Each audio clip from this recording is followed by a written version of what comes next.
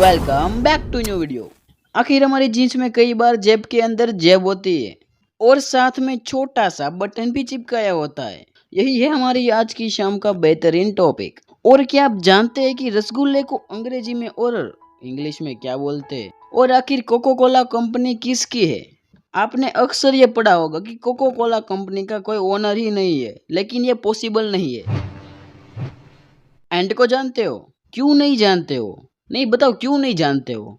वही तो हाथी की सूंड में दम करती है और हमारे भी थोड़ी गलत जगह पर थोड़ा शोर मचाती है, लेकिन उसके पीछे का रीजन ये है कि इसे चलने की बहुत चूल मचती है, इसलिए वो अपने आप को रोक नहीं सकती। आपको जानकर हैरानी नहीं लेकिन परेशानी होगी कि एंट 12 घंटे में सिर्फ 8 मिनट का ही रेस्ट लेती है। मतलब ये चींटी दिन में 12 घंटे और 52 मिनट तक चलते ही रहती है, मतलब आपसे कई गुना ज्यादा।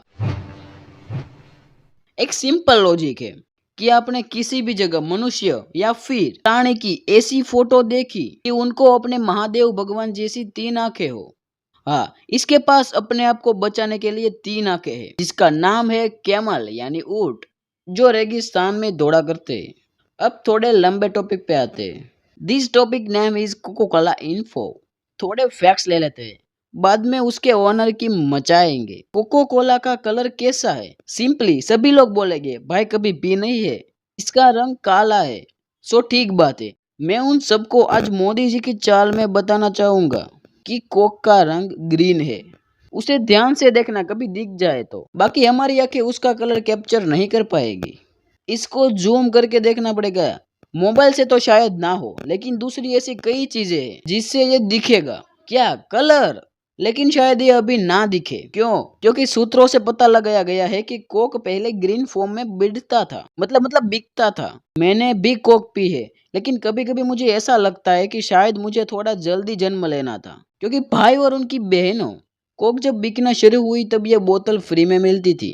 सो जो लोग पहले के जमाने से, मतलब आत्माराम भिड़े के जमाने से है, उसने कोक पी होगी। एज लाइक आत्माराम तुकाराम भिड़े। अब आती है इम्पोर्टेंट बात कि आखिर इसका मालिक कहाँ छुप कर रह रहा है। तो इसके मालिक और कोई नहीं, जाने माने शख्स और बिजनेसमैन और इन्वेस्टर वॉरेन बफेट है। वॉरेन बफेट के पास ये कंपनी इसलिए है क्योंकि कोको कोला के मेजोरिटी शेयर वॉरेन बफेट के पास है। लेकिन हाँ, ऐसा भी नहीं है कि कोको कोला के ज्यादातर शेयर इसके पास है, लेकिन इनके पास कोको कोला के दूसरे इन्वेस्टर के मुकाबले ज्यादा शेयर है, इसलिए इनडायरेक्टली कोको कोला के मालिक वॉरेन बफेट हुए। थोड़ा मजा आ रहा है? So like please. और थोड़ा ज्यादा ही आनंद मिल रहा है तो सब्सक्राइब करना भी मत भूलना यार, प्लीज मत भूलना। आ रही है रसगुल्ले की बारी। अरे ये रसगुल्ले है या फिर एटम बम? के लिए तो एक देश के 2 राज्यों के बीच दंगे हो गए। एक था पश्चिम बंगाल, उसकी माननीय सरकार श्री का कहना था ये रसगुल्ले मेरे हाथों से बनाए गए हैं, इसलिए इसकी नागरिकता स्थापित करने वाला मैं हूँ। जबकि ओडिशा भी कहाँ पीछे बैठने वाला था।